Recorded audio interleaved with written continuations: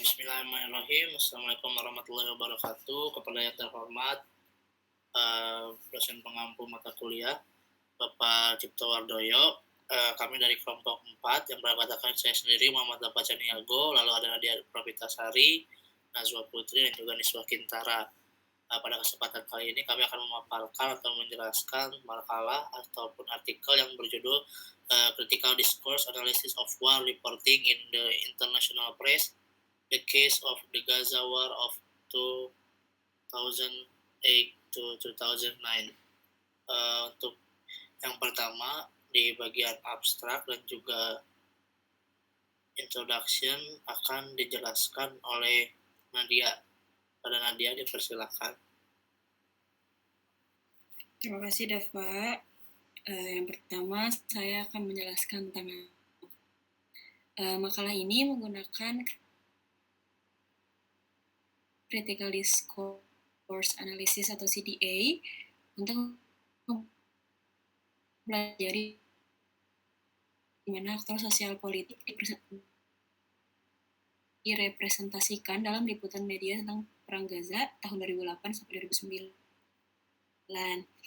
Oleh kabar internasional yaitu The Guardian, The Times London, dan yang saya sebutkan tadi memiliki pola representasi yang serupa dengan menonjolkan peran aktif Israel dalam mencapai gencatan senjata dan peran aktif Palestina, khususnya anggota Hamas.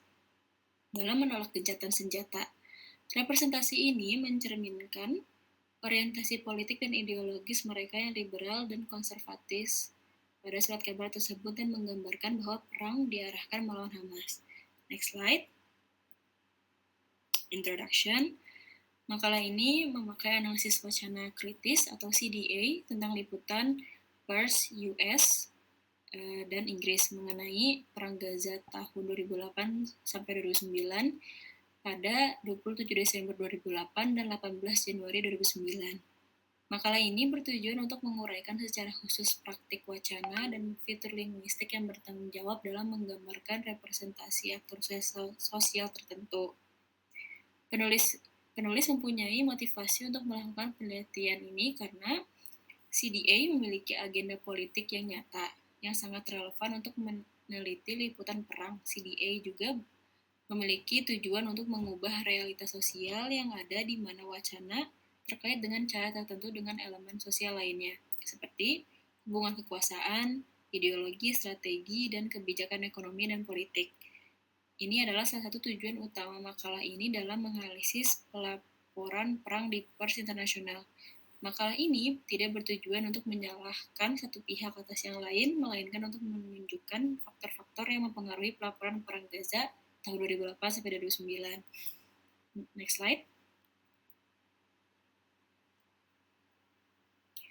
Di antara kerangka CDA, makalah ini menggunakan inventaris sosiosemantik yang diusulkan oleh Van Leeuwen tahun 1996. Kerangka ini menyediakan prinsip-prinsip dan pilihan representasi yang akurat. Host Rafinik menyarankan bahwa inventaris sosiosemantik tentu meletakkan dasar bagi kerangka penjelasan untuk studi CDA. Inventaris ini memeriksa bahasa dalam konteks yang mengungkapkan sikap ideologi dan pandangan dunia tertentu yang dikodekan melalui bahasa. Next slide. Nah, ini adalah beberapa yang berbeda yang telah dibahas sebelumnya. Beberapa studi CDA udah banyak meneliti liputan media. Ini adalah perbedaannya. Yang pertama, studi ini tidak hanya meneliti fitur linguistik, strategi wacana, dan kategori representasional, tetapi juga gambar dan pola representasi khusus dalam liputan media. Yang kedua, sebagian besar studi dilakukan dalam konteks media Amerika atau Inggris. Makalah ini berada dalam pemeriksaan CDA tentang representasi aktor sosial dalam konteks Amerika dan Inggris. Yang terakhir, makalah ini berfokus pada tingkat internasional, US dan UK, dari surat kabar dengan menggunakan inventaris sosiosemantik dalam menyelidiki secara eksklusif Perang Gaza tahun 2008 sampai 2009. Makalah ini bertujuan untuk berkontribusi pada pemahaman kritis dan analisis wacana tentang pers internasional pada perang di Timur Tengah, dan terutama kasus di surat kabar Amerika dan Inggris. Next slide. CDA Conception and Principles. CDA merupakan pendekatan yang melibatkan interpretasi makna teks daripada hanya menghitung fitur teks, serta menempatkan apa yang ditulis atau dikatakan dalam konteks di mana hal itu terjadi.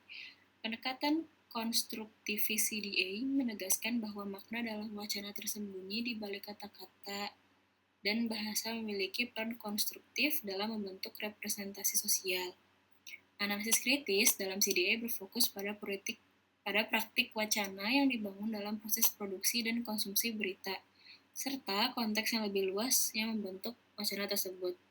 Dalam konteks pelaporan perang, analisis kritis mencari kekosongan dan kehadiran dalam data sampel, serta mengacu pada faktor-faktor ideologis dan politik di balik liputan perang tersebut. Next slide. Fairclough dan Wardak menyarankan prinsip-prinsip untuk CDA. Yang pertama, CDA addresses social problems. Yang kedua, power relation are discursive. Yang ketiga, discourse constitute society and culture. Yang keempat, discourse does ideological work. Yang kelima, discourse is historical. Yang keenam, the link between text and society is mediated. Yang ketujuh, discourse analysis is interpretive and explanatory. Yang terakhir, discourse is a form of social action. Yang telah saya sebutkan ini adalah prinsip-prinsip dan tujuannya.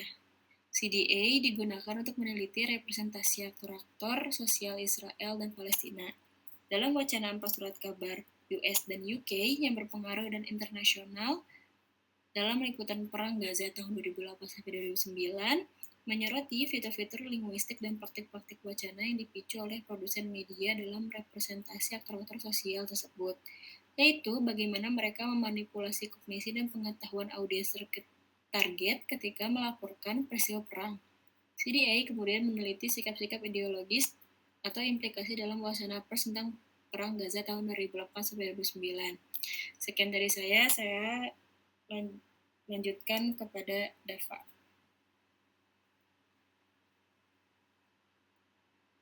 Ya, terima kasih kepada Nadia. Untuk materi yang berikutnya akan dijelaskan oleh saya sendiri.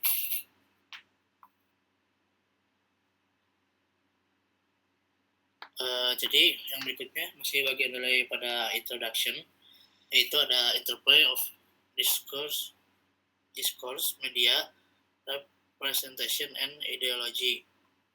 Jadi pada makalah ini itu wacana merupakan sebuah media yang terdiri dari teks yang mana berita secara relatif dan juga proses-proses yang membangun dan memproduksi teks tersebut. Kemudian wacana dalam media jelas mencerminkan kepentingan ideologis dan juga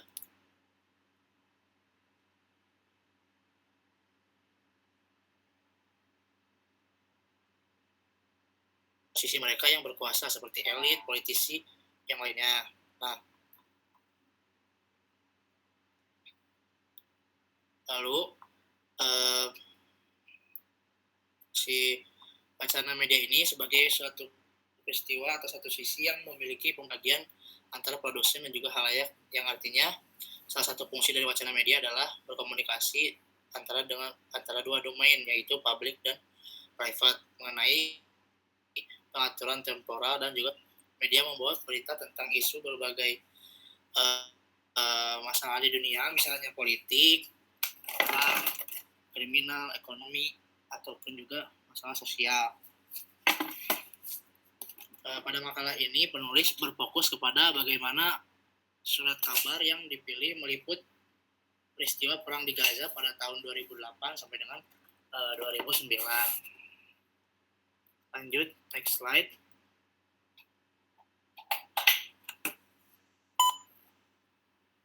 Slide berikutnya ini tentang representasi. Jadi representasi ini berdasarkan makalah yang ditulis oleh penulis bergantung pada perspektif tertentu dari mana aktor-aktor sosial dikonstruksi, dan mengatakan atau menjelaskan bahwa representasi mengacu pada bahasa yang digunakan dalam teks atau pembicaraan untuk memberikan makna pada kelompok dan praktik sosial mereka, pada peristiwa-peristiwa dan juga kondisi sosial serta ekologi objek dalam analisis wacana. Nah, makalah ini mengacu pada representasi produksi makna melalui kombinasi teks. Dengan demikian, makna dikonstruksi oleh representasi linguistik dalam media berita, representasi aktor-aktor sosial, menghubungkan mereka dengan perilaku dan juga sikap tertentu, misalnya melakukan kekerasan, melakukan upaya gencatan senjata, menembakkan roket, dan juga sebagainya.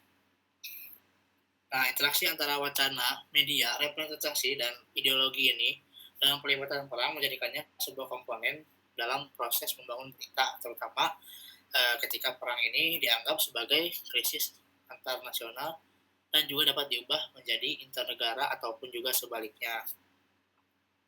Next slide.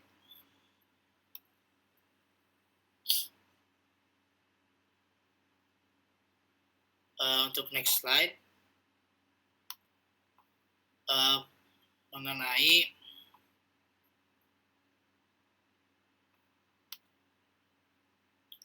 war conception, war reporting conception. Nah, di war reporting conception ini, jadi melaporkan bagaimana perang di media adalah sumber daya yang penting bagi jurnalisme dan juga pembaca untuk mempertimbangkan sebuah berita atau sebuah genre yang sejalan dengan pendapat dari Richardson sebagaimana dalam makalah ini, bahwa berita adalah genre yang argumentatif, memahami sifat perang sangat penting untuk memahami bagaimana perang dilaporkan, direpresentasikan, diliput, dan juga dianalisis oleh berbagai media. Di makalah ini menganggap bahwa laporan perang sebagai sebuah tugas yang multifungsi yang dilaksanakan oleh jurnalis di masa meliput perang dan juga menggunakan penyampaian pola representasi wacana tentang para aktor perang kepada halayak lokal ataupun internasional. Jadi secara sederhana, tugas multifungsi ini menyeratkan bahwa pelaporan dan juga peliputan melaporkan aksi militer tersebut atau melaporkan aksi-aksi militer sebagaimana yang sudah dibahas tadi. Lalu tugas ini bersifat multifungsional sebagaimana yang tadi. Jadi wartawan meliput peristiwa perang tidak hanya untuk bertujuan untuk membujuk dan juga meyakinkan audiens tentang implementasi mereka, tapi juga sebagai sesuatu hal yang rasional untuk menyampaikan representasi yang spesifik dari aktor dan juga proses perang tersebut.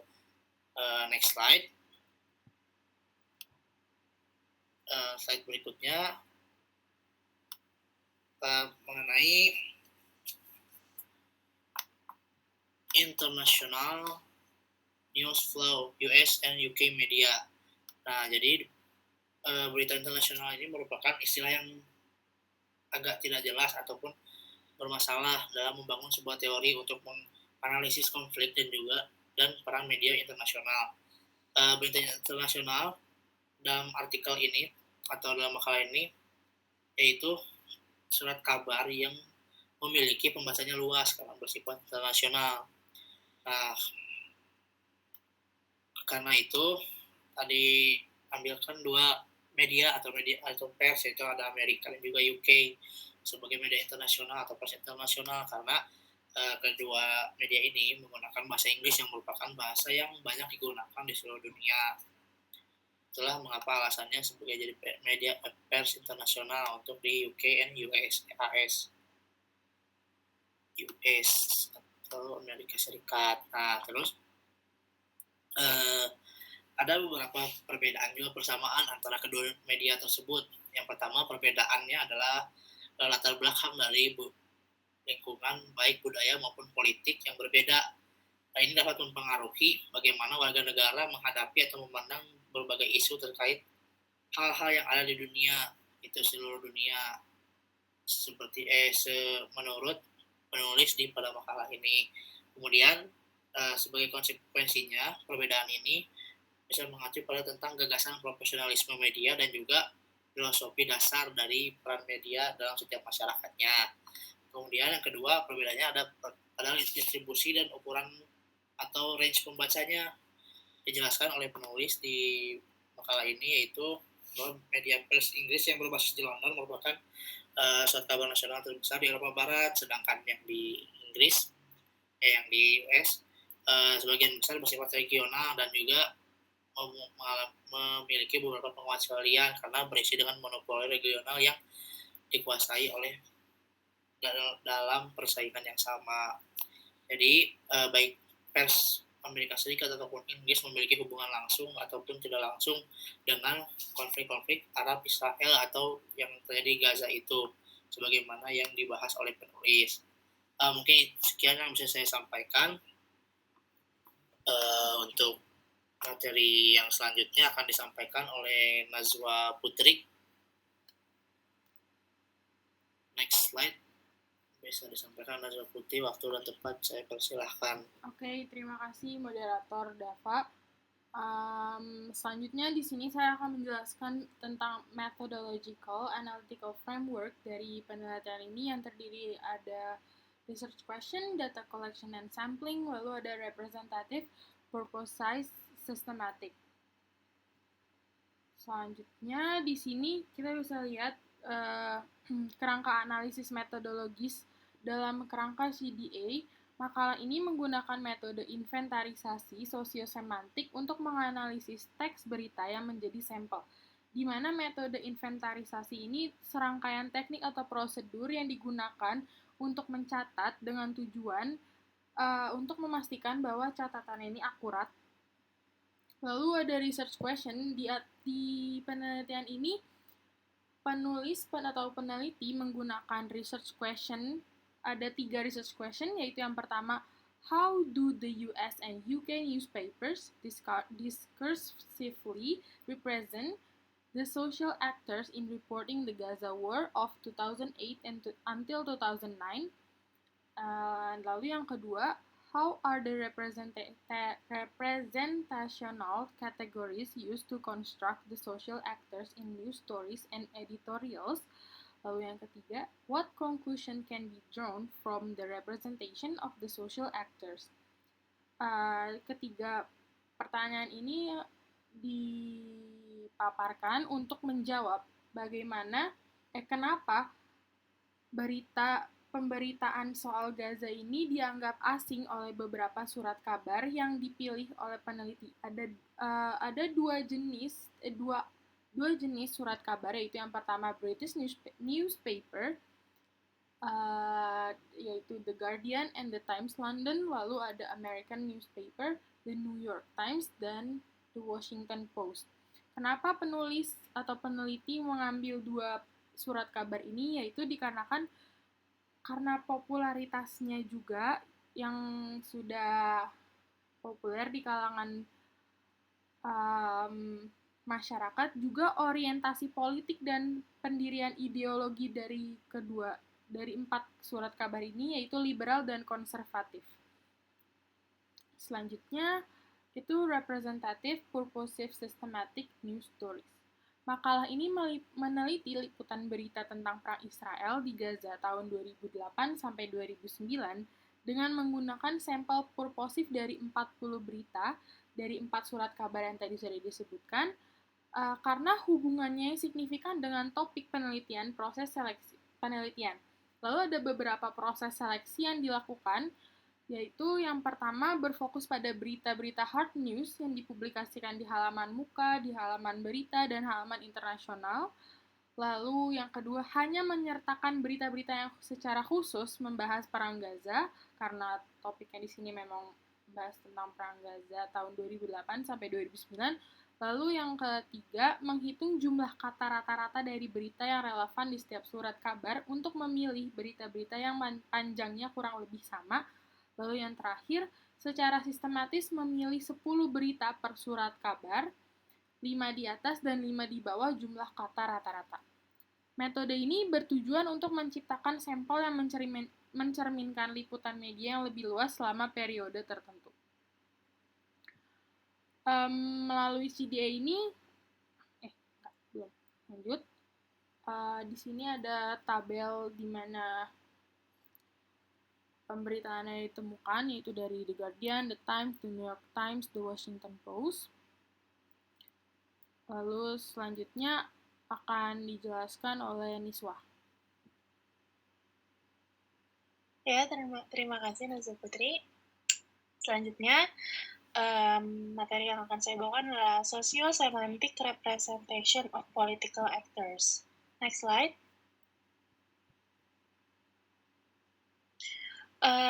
Di sini, artikel ini mengeksplorasi sebuah metodologi untuk menganalisis bagaimana aktor-aktor sosial direpresentasikan dalam sebuah teks, khususnya mengenai konflik Israel dan Gaza. Kerangka kerja ini didasarkan pada inventarisasi sosio-semantik Van der Duren pada tahun 1996 yang terdiri dari 6 kategori utama untuk menganalisis representasi. Yang pertama adalah inklusi atau pengecualian, meneliti bagaimana aktor-aktor sosial diikutsertakan atau tidak diikutsertakan dalam sebuah narasi. Yang selanjutnya alokasi peran untuk menganalisis apakah aktor sosial digambarkan sebagai partisipan aktif atau pasif.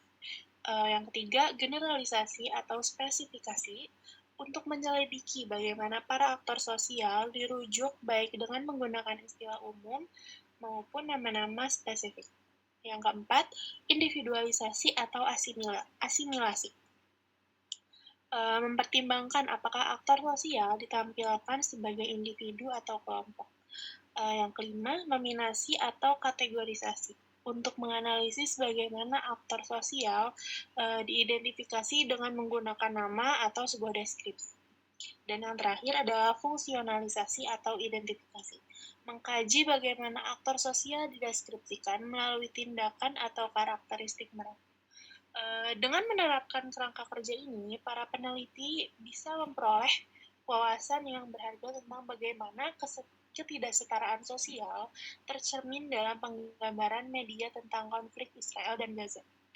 Analisis ini juga membahas konflik Israel dan Hamas, yaitu mencakup eskalasi kekerasan antara Israel dan Hamas di Gaza, lalu respon politik dan militer kedua belah pihak, situasi kemanusiaan di Gaza, dan lain-lain. Analisis ini mengkaji representasi aktor politik dalam konflik dengan fokus pada bagaimana aktor politik Israel dan Palestina digambarkan di media. Artikel ini menyoroti beberapa poin, yaitu eskalasi kekerasan, yaitu konflik dimulai dengan serangan terkoordinasi oleh militan Hamas terhadap Israel dari Gaza dan mengakibatkan banyak korban jiwa, juga kerusakan infrastruktur. Lalu Israel menanggapinya dengan kampanye militer besar-besaran yang menegaskan infrastruktur dan kepemimpinan Hamas. Lalu respon politik dan militer. Tujuan militer Israel adalah menghancurkan Hamas dan mengembalikan sandera. Kampanye militer Israel juga melibatkan serangan udara, invasi darat, dan pemboman laut. Hamas sebaliknya berupaya mendirikan negara Islam, menggantikan Israel, dan menolak keberadaannya. Yang ketiga, situasi kemanusiaan. Perang ini telah mengakibatkan kematian lebih dari 33.000 warga Palestina dan puluhan ribu lainnya terluka. Menurut Kementerian Kesehatan yang dikelola oleh Hamas di Gaza, Israel melaporkan kematian lebih dari 250 tentara, rumah-rumah dan bangunan lain di Gaza telah rusak parah dan hancur. Next slide.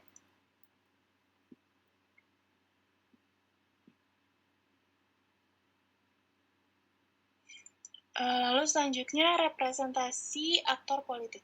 Analisis representasi media menyoroti bagaimana aktor politik Israel dan Palestina digambarkan dalam sebuah konflik. Politisi Israel direpresentasikan sedang berupaya mencapai gencatan senjata, sedangkan politisi Palestina direpresentasikan enggan untuk menyetujui gencatan senjata. Yang kelima, representasi media. Representasi media mengenai konflik ini didominasi oleh perspektif dari pihak Israel dan menggambarkan Hamas sebagai ancaman terhadap gencatan senjata dan berfokus pada agensi mereka dalam memulai kekerasan. Hal ini beresiko menimbulkan ketidakseimbangan dalam pemberitaan perang dan mengkarakterisasi orang dengan cara yang berbeda. Dan yang terakhir adalah implikasi yang lebih luas. Konflik ini mempunyai implikasi yang luas terhadap Timur Tengah dan hubungan internasional. Hubungan kepemerintahan Israel untuk mengirimkan pasukan pertahanan Israel ke Gaza Untuk memenggal kepala kepemimpinan politik dan militer Hamas mempunyai implikasi yang signifikan terhadap stabilitas regional dan perang melawan teror global. Poin-poin ini memberikan gambaran komprehensif mengenai hal-hal di atas dan menggambarkan bagaimana panasnya konflik antara Israel dan Hamas. Terima kasih. Selanjutnya saya serahkan kepada presenter selanjutnya. Ya, selanjutnya saya kembali. Di sini saya akan menjelaskan kesimpulan dari penelitian ini oleh peneliti. Di bagian kesimpulan ini, menurut saya, peneliti memberikan kesimpulan berdasarkan apa yang dia interpretasikan setelah peneliti meneliti semua surat kabar ini. Jadi menurut peneliti, melalui CDA ini, peneliti dapat menyoroti aspek kausalitas dan agensi dari para aktor sosial, faktor-faktor yang mempengaruhi pemberitaan mengenai Gaza War ini pada tahun 2008 sampai 2009, serta rangkuman mengenai bagaimana perang tersebut direpresentasikan. Selanjutnya, setelah kesimpulan ini, ada ada 3 poin lagi, yaitu yang pertama aspek kausalitas dan agensi, yaitu respon Israel versus kausalitas Hamas. Bagian ini mengkaji bagaimana wacana media di 4 surat kabar menggambarkan agensi dan kausalitas selama Perang Gaza 2008 sampai 2009, dengan fokus pada tindakan dan respon Israel dan Hamas. Bagian ini menyoroti bagaimana surat kabar tersebut secara konsisten menggambarkan upaya gencatan senjata Israel secara positif, menunjukkan niat baik dan membingkai tindakan Israel sebagai tindakan yang dibenarkan dan ditargetkan kepada Hamas, dan bukan kepada seluruh warga Palestina. Penggambaran ini kontras dengan penggambaran Hamas yang ditampilkan sebagai pihak yang menolak gencatan senjata dan memaksakan persyaratan. Analisis ini menunjukkan bahwa wacana media mencerminkan bias yang melekat pada surat kabar yang sejalan dengan narasi Israel dan menampilkan konflik sebagai sesuatu yang terutama ditujukan kepada Hamas. Lalu selanjutnya ada faktor-faktor yang mempengaruhi pemberitaan ini, pemberitaan Perang Gaza tahun 2008-2009 ini. Penelitian ini menganalisis liputan surat kabar Amerika dan Inggris mengenai Perang Gaza tahun 2008 sampai 2009. Dengan fokus pada bagaimana faktor politik dan ideologi membentuk pemberitaan, baik media Amerika maupun Inggris, menyelaraskan diri dengan kebijakan luar negeri pemerintah mereka yang pro-Israel, seringkali menyalahkan Palestina dan menggambarkan Israel sebagai pihak yang membela diri. Terlepas dari perbedaan ideologi surat kabar liberal, yaitu The Guardian, The New York Times, dan konservatif The Times London, The Washington Post, menunjukkan pola yang sama juga, menyoroti upaya-upaya perdamaian Israel dan menggambarkan Hamas sebagai penyerang utama. Lalu selanjutnya yang terakhir, gambaran keseluruhan perang Israel melawan Hamas 2008-2009. Penelitian ini menunjukkan bahwa surat kabar Inggris dan Amerika memiliki kesamaan dalam meliput tentang Perang Gaza tahun 2008-2009 yang melibatkan pihak Israel dan Palestina dalam negosiasi gencatan senjata. Israel direpresentasikan sebagai aktor pemerintah dan non-pemerintah, sementara orang Palestina terutama direpresentasikan sebagai anggota Hamas. Hal ini menghasilkan wacana yang konsisten di seluruh media kedua negara. Secara keseluruhan, penelitian ini menunjukkan bahwa para pembaca surat kabar menerima pemahaman yang terbatas tentang konflik, tidak memiliki informasi yang memadai untuk memahami semua sisi perang.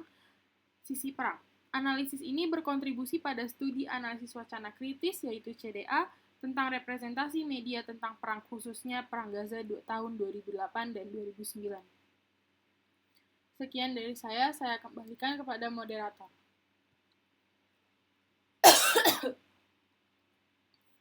Ya, terima kasih kepada Niswa dan juga Naswa Putri yang telah menyampaikan